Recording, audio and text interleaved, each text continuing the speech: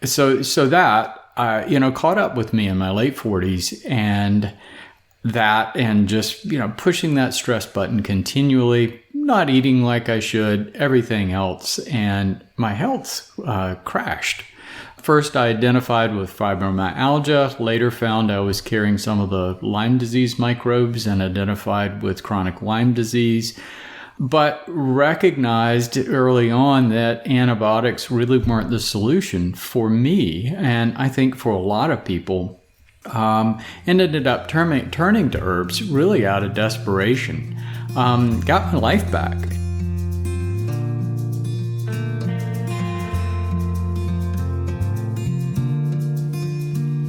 Welcome to Zestful Aging, where I speak with fascinating changemakers from all over the world who are contributing to the common good. Contributing to the common good in even the smallest of ways is proven to help us age with vitality and deep contentment. I'm your host, Nicole Christina, psychotherapist and fellow Zestful Ager. My goal is to share optimism about aging and introduce you to guests who will inspire you to live with zest. And to find out more about this podcast, hop on over to zestfulaging.com. And while you're there, sign up for my weekly email newsletter, The Insider, where you will get behind-the-scenes looks at our guests and other fun tidbits. And if you love the podcast, I'd be grateful if you shared it with your friends. Our music is courtesy of Judy Banker, who was a previous guest on the show. You can find out more about her new release at judybanker.com. And as always, our technical director is Steve Litweiler. Well, we have a wonderful guest for you today. For over 30 years, and as a fourth-generation physician, Dr. Bill Rawls has dedicated his life to medicine. But when a health crisis in his early 40s abruptly changed his life, he came face to face with the limitations of modern medicine and began to research the vast possibilities of alternative treatments. Today, Dr. Rawls shares the revelations that helped him and thousands of others reclaim their lives and find their own paths to wellness. And he's the best-selling author of Unlocking Lyme. We talked to him about that in a previous episode. Today, we're going to focus more on his new bestseller, The Cellular Wellness Solution. Welcome to the show. Oh, thank you for having me. It's a pleasure to be back. Oh, yay. Well, I just wanted to start with a little history for those of our audience who did not hear the first episode on Lyme. You spent your life as an OBGYN in a traditional practice. How do you become interested in alternative medicine? Yeah, it's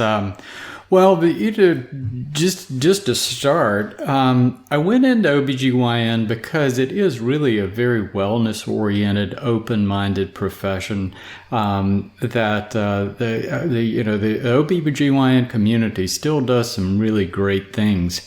But the downside of OB when I was doing it was I have a call every second to third night that I basically didn't sleep or had interrupted sleep every second to third night, every second to third weekend for 20 years. And I imagine you're anticipating while you're sleeping being woken up.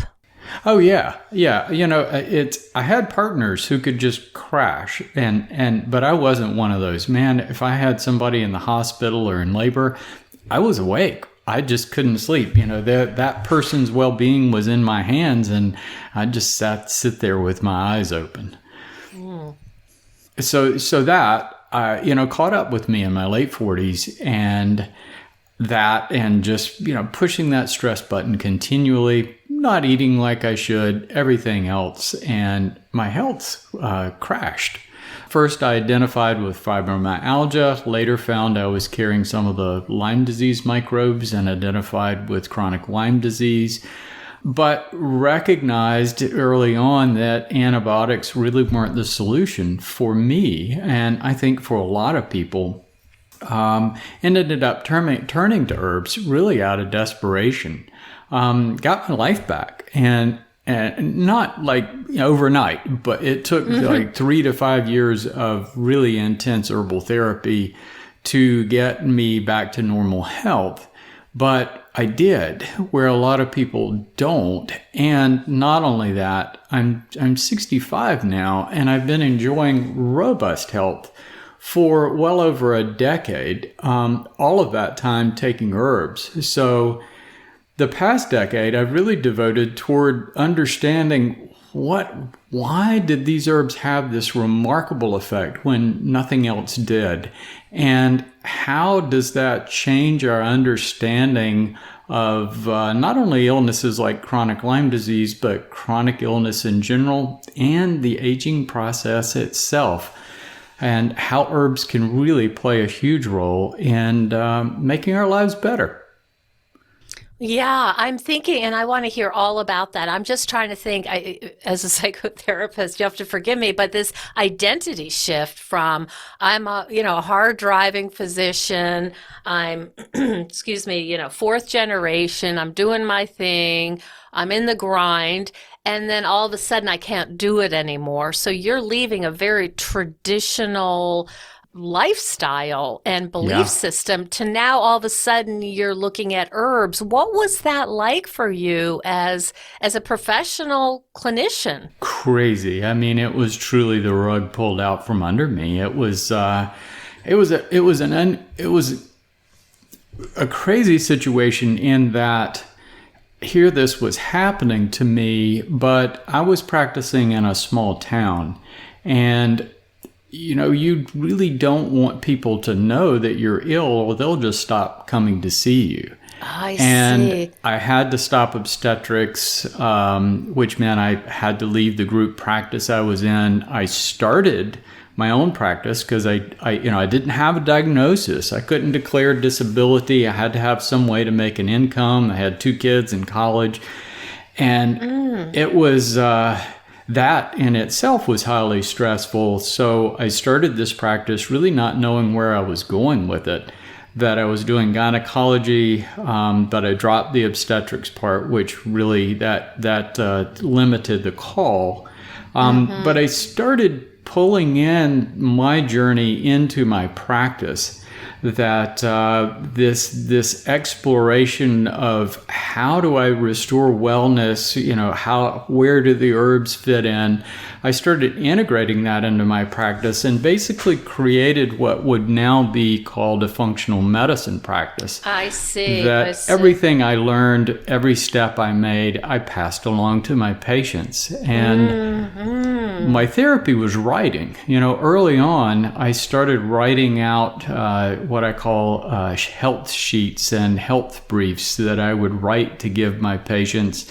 And I started this program that I wrote out on and saved it on a CD, and patients would come in and I would hand them a CD of this course I wanted to do. So, it was definitely stepping outside the margins of conventional medicine.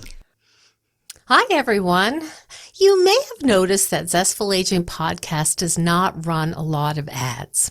That's because I'm just not willing to endorse products that I don't have total confidence in and that I don't use myself.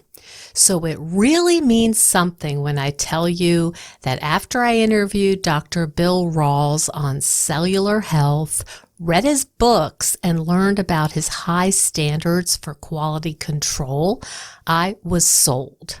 I placed an order for Vital Plant supplements immediately. I encourage you to check out both of my interviews with Dr. Bill Rawls and hop on over to vitalplan.com.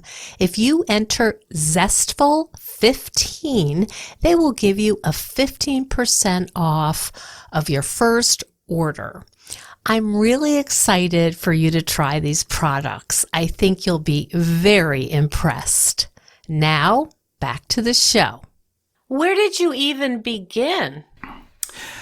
Just researching, looking at what else was out there. At one point, I became certified in holistic medicine, so I was going to conferences. I was, reading other people's opinions on alternative medicine, complementary medicine, and just looking at every other option. And that really came all before the herbal therapy. But I realized at that time, functional medicine, alternative medicine, integrative medicine really didn't include herbal therapy. And then I found this herbal therapy that changed my life. And I realized that nobody was really taking advantage of that. And it's so it was something I incorporated deeply into my practice early on. Mm-hmm. So you were, going to these conferences, reading these, it sounds like journal articles, doing all of this research, and then you were the guinea pig. And it sounds like when it worked, you would pass it on to your patients. You got it. Yeah. I did a lot of guinea pig work, no doubt about it. What was the first herb you used that you found successful? Well, it was, I started kind of dabbling with herbs before I really understood that I had Lyme disease, and, looking at herbs like ashwagandha to balance stress and improve sleep, and combining that with other kinds of herbs, and just using those in my gynecology practice to help with menopausal symptoms. And, my health was improving just with diet and, stress reduction and everything else. But I still had just these oppressive symptoms of brain fog and fatigue and joint discomfort and really bad heart condition that kept just dogging me and I couldn't get rid of. And I finally arrived at this potential diagnosis of chronic Lyme disease, which at that time and still isn't recognized as a diagnosis by the conventional medical community, which is challenging. And I happened upon a book written by a guy named Stephen Booner that laid out a herbal protocol for Lyme disease, and I used that. But I realized it wasn't going to be like a 3-month or 6-month thing. I was going to have to do it a lot longer. And from there, I used that as a pivot point to really explore herbal therapy at a deeper level and a much more wide range level. First looking at herbal traditions, but later really moving toward understanding the science of what the herbs were doing in the body. And that caused me to rethink my whole understanding of what wellness is and why we lose wellness and end up sick. Can you explain that process a bit? Because I've read about it, but I'm not exactly sure I understand it. So for lay people here, what do the herbs actually do in the body? Yeah, that's the fascinating part. When you look at traditional forms of herbology, traditional Chinese medicine, Ayurvedic medicine for India, various traditions. I mean, all the world has traditions of herbal therapy. It dates back in every culture. But it was all observational. In other words, the people observed that if people had a symptom profile, that certain herbs could be matched to that and would help them. But this all predated science, of course. And what I wanted to know was what was going on at a deeper level. And that in itself changed my understanding of how we look at the body and illness and everything else, and took it down to a cellular level. So if you look at what the herbs are doing, the herbs contain chemical substances that are there for a purpose. So plants, us, every living creature on earth is made of cells. And so our body is made of trillions of cells. Everything that happens in the body is cellular. Well, the same is true for plants. Whether you're looking at ivy growing in your yard or a tree, it's all cells. So cells are complex cellular, plants are complex cellular organisms, and those cells are constantly under threat from free radicals, toxic substances, radiation, microbes. There's a lot of pressure on cells, living cells, no matter what organism you're talking about. So you have to have protection. So cells or plants have this complex cellular defense system that is there to protect the cells of the plant. And all plants have this. So it's been said that plants are the most sophisticated chemists on the planet. They solve problems with chemistry. So this chemistry that is within the plant has potent antioxidants to protect cells from free radicals, substances that neutralize toxins and radiation, and a wide range of antimicrobial substances against bacteria, viruses, protozoa, yeast, everything.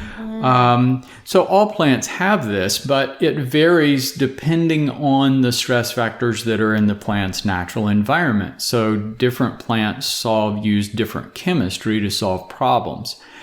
And some of those chemistries aren't compatible with ours. Like nobody would make the mistake of eating poison ivy twice. But so many plants, and plants that we have come to find over thousands of years of trial and error and human use, are very compatible with our chemistry. So when we consume the herb or the plant, then you're getting these protective chemicals.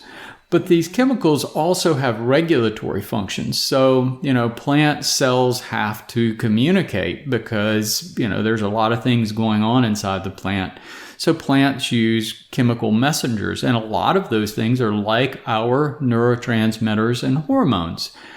So when you take an herb from a healthy plant, you're getting those robust defense systems. But you're also getting these balancing hormones and neurotransmitters that have an effect of balancing our stress hormones in our body. So when you look at herbs that way, what they're doing is protecting our cells, balancing our hormones. So that's how we're getting these effects from the plant, is this direct cellular protection.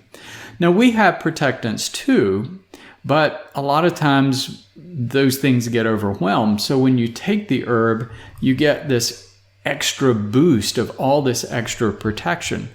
And that is, in essence, how they work and what they're doing and why we're getting these effects when we take herbs. That's fascinating. Really interesting. I imagine that when you started getting into this, it was pretty exciting to learn about this whole new world. Oh, truly. It's been just a passion. I mean, I'm on the computer and searching in PubMed almost on a daily basis. And what's been so impressive is the amount of research that's been done over the past decade into phytochemistry of so many different herbs and how the herbs are working and how they can affect systems and how they can reduce illnesses and cancer and everything else. So a lot of that is going on outside this country, but we have this wonderful resource called PubMed done by NIH that most of the world's current scientific information is available on PubMed for anyone to research. It's just an extraordinary resource. Now, correct me if I'm wrong, but one of the difficult parts of this is herbs are not regulated by the FDA. Is that correct? It's true. Okay, they are regulated, but they're not regulated to the degree of drugs. I see. So if someone wants to start on some kind of regimen, because this is very compelling, they have to be a little bit careful that they're just not going into their local store or Amazon and ordering rhodiola or something like that. Am I right about that? I mean, I've read some accounts that has not really gone well, and in fact, if you're not careful, you're not getting a proper amount, and it's not the right part of the plant. So, what would you advise people in terms of knowing what they're getting? Sure. It's I think it's something you have to be conscious of. I don't think it's maybe quite as bad as people think. So there are companies out there that are doing some unscrupulous things, and the FDA doesn't have the bandwidth to police all of that. There's no doubt about it. There's certainly products out there that don't have the actual herb that it says on the bottle, or they are not being screened for contaminants like heavy metals and that sort of thing. But you look at regulation, and the very, very highly regulated pharmaceutical industry has been rated as the fourth leading cause of death in the United States multiple times. And it's you look at the herbal industry, and they're herbal disasters, but they're not quite as frequent. They're pretty unusual. It's pretty uncommon. And that's because plants are, the things that we're defining as herbs tend to be inherently safe. So there aren't that many bad actors out there, and the percentage of companies that are doing unscrupulous things is relatively small. That tends to be in herbs where people are looking for a drug-like effect. We want to pump up libido, or we want to, cut pain like we would for a drug. And so people are looking for the same effect, that really potent effect, from an herb that they can get over the counter that they would find in a drug. And companies are trying to match that. And they're doing some unscrupulous things. So, if you're looking at herbs for the same reason that I am, for protecting health, for cultivating wellness, you're already in a much safer place in the industry. That being said, though, there are a lot of products out there that are not quite as pure or as good as you might want. And I was aware of that, more than a decade ago in my private practice.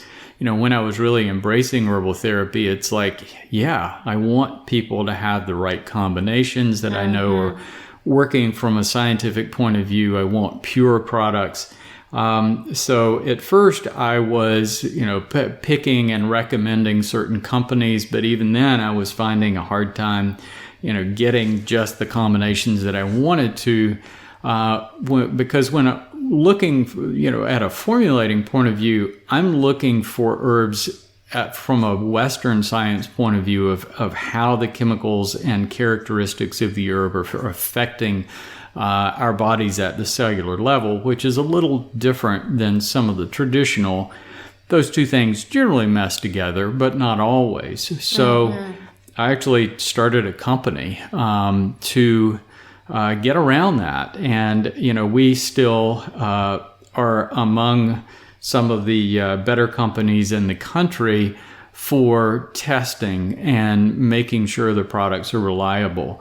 So steps that we go through and other reputable companies go through is doing several levels of testing. So one is testing the extract when it comes from the supplier, but being aware of the source, where the plant is coming from, or where the extract is coming from, how it's being farmed under organic conditions in a greenhouse, whatever, and then testing for contaminants, testing to make sure that the species is correct, and then retesting. So we do at least 2 levels of testing to verify the product, the raw material, and then testing throughout the manufacturing process to make sure that the consistency is correct and everything else.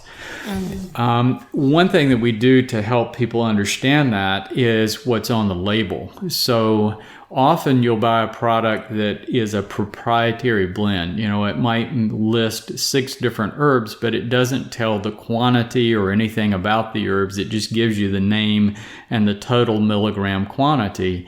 And, I see that as a way to hide bad ingredients. So, what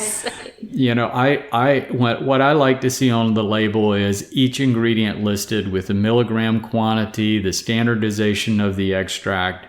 And of course, there's only so much you can fit on the bottle. So, other information on the website about quality standards and that sort of thing. But fortunately, there are some really good companies out there. I like to brag about ours, but there are many other really top-notch companies that are doing that level of testing that you can really be assured of getting a good herb. So remind me, is it VitaHealth, Bill? Vital Plan is our company. Vital Plan. Yes. Okay. And that you have a website, obviously, and people can go and learn more about the herbs you use, why, and the whole process. Yeah. Our thing is quality products and education. That education component is so important. And, half our resources are devoted just to educating people about why the herbs are useful, how to find a good herb, and how to apply the use of the herbs. So that's a really important component. Because, of course, you don't have the commercials that we've become used to seeing constantly on TV. So people are less aware, I think, of these herbal applications. So in the time we have left, and I know this is a really hard question, but could you just name a few of your favorite herbs if people were going to just start off and say, let me investigate? And I know it's a hard question to answer, but what are a handful of your super all-star favorite herbs? Yeah, well, that's an easy one. I mean, that's, my campaign, my purpose right now is turning people on to the idea of taking an herbal combination like you would take a multivitamin.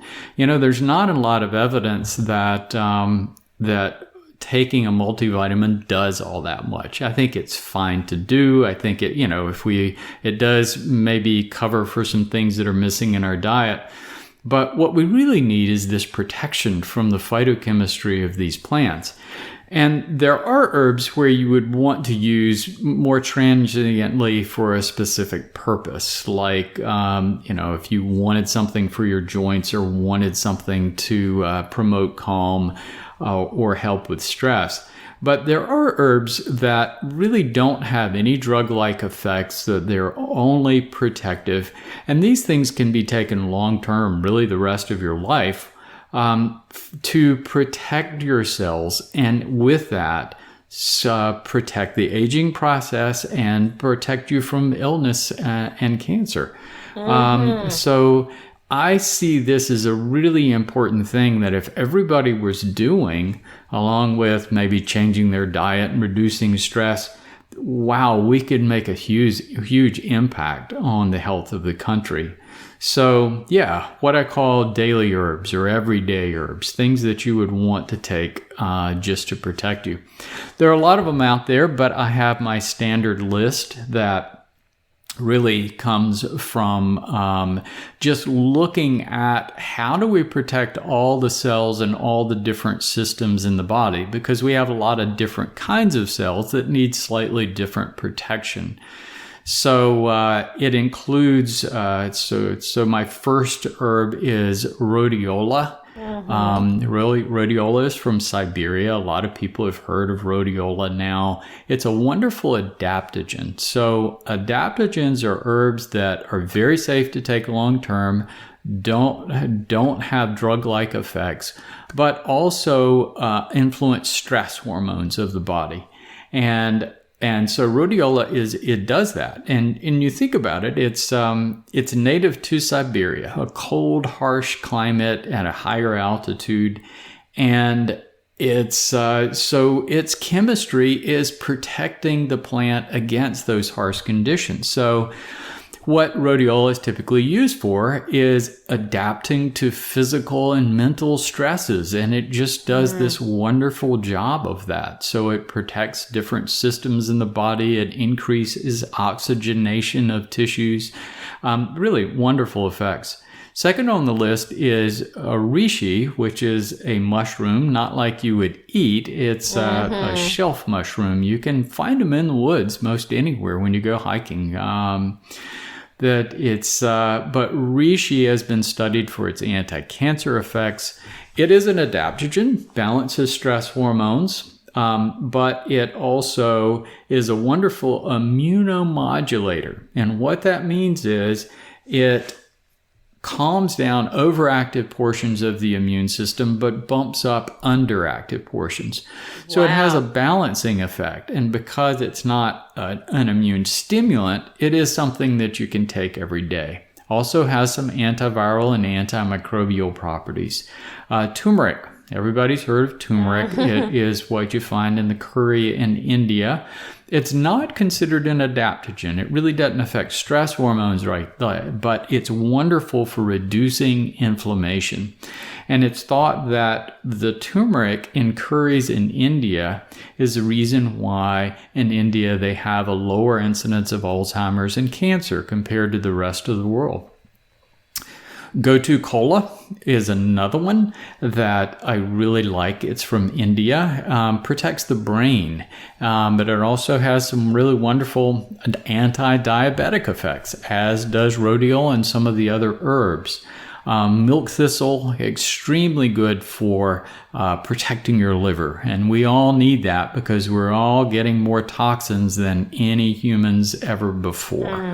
And we really get our liver just takes a beating through our lifetime. And when your liver cells burn out, that's when your cholesterol goes up and your blood sugar goes up and your ability to process toxins goes down. So milk thistle actually stimulates regeneration of liver cells, and that's been documented in scientific studies. Let's see, what else? Maritime pine bark, that's a nice one that protects the vascular system, along with hawthorn is a good vascular system and heart protectant. And last on the list is for the GI tract. There's an herb called shilajit. This is also from India, but it's found in other places. It's been used by native populations in Alaska and other northern latitudes. This is actually a plant substance that is fermented by bacteria in the ground, and it can be found around rocks in the Himalayas and other northern latitudes. And it's been found to enhance longevity and use for health benefits it's been used for hundreds, probably thousands of years in those regions. But it's really high in humic and fulvic acid, which is really good for intestinal tract because, humans used to eat food with dirt in it. We used to eat on the ground, and we don't do that anymore. And we're not getting some of those things from those soil bacteria that are really important, and shilajit provides that. So throw all those things together, and that's a hefty level of just daily protection. Is there any contraindication for people taking, whatever they're taking these days, statins or SSRIs or whatever? Is that anything that needs to be thought through in terms of combining this with typical farm? Yeah. Well, anybody can have a reaction to any herb, but fortunately that is very, very uncommon with these particular herbs. The big things that people have to be aware of is all of these things are mild blood thinners. So if someone was on blood thinners for a heart condition or a history of stroke or something like that, they need to be aware of that. And that doesn't necessarily mean they can't take the herbs. It may mean, though, that they need to get their doctor to work with them to reduce the amount of the drug they're taking. Also, people with organ transplants who are on a lot of immunosuppressants, these things can boost the immune system or normalize the immune system, which you may not want to do. So I always tell folks in that category to use caution. I see. Yeah. Cross purposes other there. drugs, that's one of the really nice things about these particular herbs. The drug interactions are really very, very low.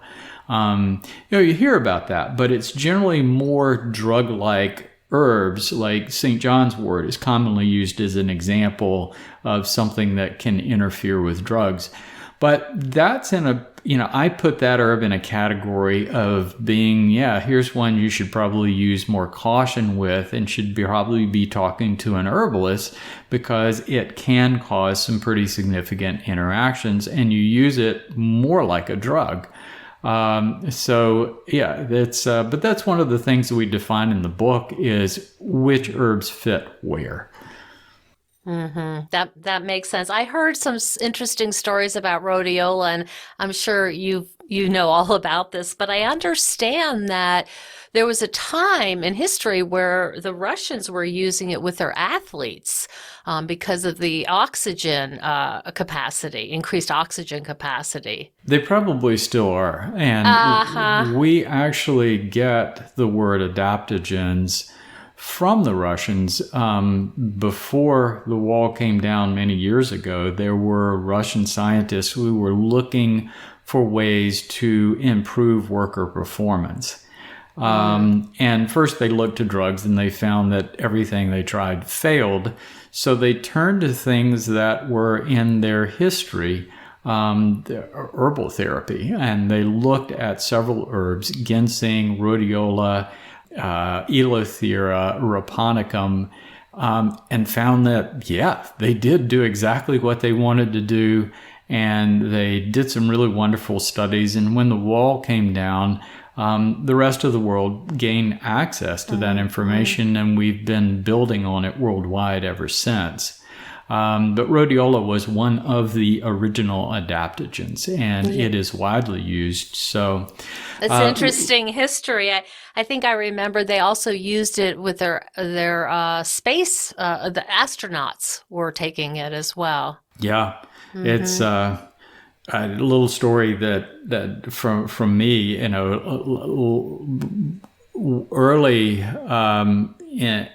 earlier in my career in life, but post Lyme disease recovery, I was still pretty good. I was in better shape, and we started going on family ski vacations out west. And I can remember one time, we went from sea level, where I live, all the way up to 11,000 feet in Colorado. And my kids had me out on the advanced slope that first day, which is just a recipe for altitude sickness. And I had loaded up on rhodiola for several days during that time and took a really big dose of it that morning. And I didn't get altitude sickness. And I can't say my performance was extraordinary, but I was able to keep up with them. Didn't help your skiing technique. Yeah, but I was able to keep up with them, And that's great. That's great. Yeah, I'm thinking about that for my tennis game too, especially in the heat. Yeah. That's great. So, Bill, where can people find out more? The book is extraordinary. It's a lot of research, but you do a really good job paring down, like for the rest of us who can't even pronounce these herbs, okay, here's your takeaway. And I really like the way it's organized. But where's the best way to find out more about your work and also the Vital Plan company? Yeah, thank you. Well, the book is, of course, on Amazon, but also any other bookseller that you might want to go to. And so far, we've gotten some really wonderful reviews on Amazon. Right now, 85 five-star reviews. So people seem to like it. It's a great book. Yeah. We have a website, of course, cellularwellness.com, with just ongoing information about the book.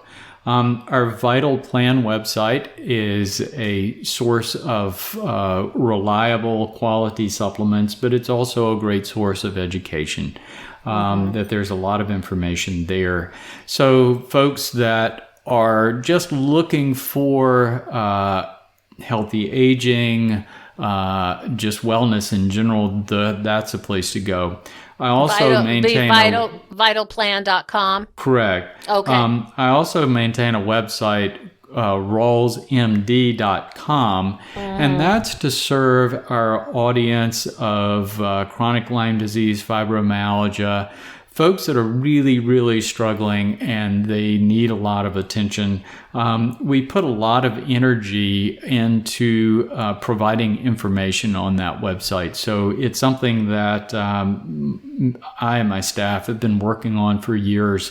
And it's just a way to get reliable information out to that community. So it's definitely a resource worth looking at. Sounds great. And you are also active on social media. Yes. Yeah. Well, I think everybody, I mean, if you want to tell your story these days, you have to tell it on social media for sure. And what's your, how can people find you on social? I guess just look me up. But yeah, we're out there on all the different channels. I try to put, information out on YouTube, various kinds of Instagram things. So we're constantly trying to communicate, trying to get information out there that people can make reliable and good choices. That's wonderful. So, Dr. Bill Rawls, the author of the new excellent book, The Cellular Wellness Solution. So always a pleasure to speak with you, Bill. I so appreciate you telling us your story and how this evolved for you. It's great information, and it reminds me that I need to get back to my rhodiola. Yeah, there you go. Thanks so much. All right, Nicole, thank you.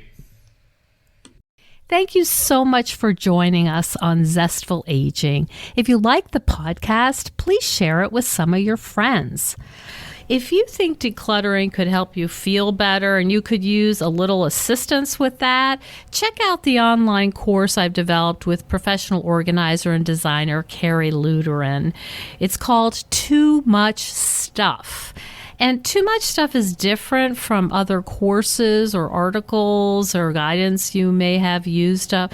We give you clear steps to deal with the clutter and the tools to help you face the overwhelming feelings and the emotions that come up when we're going through our clutter. And a lot of those emotions are just feeling anxious or guilty or just basically flooded with a lot of different confusing feelings. The course is really practical. It's realistic.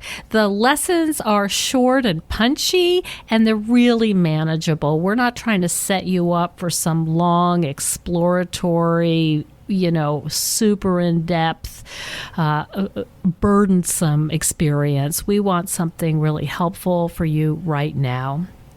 We all need help with our anxiety.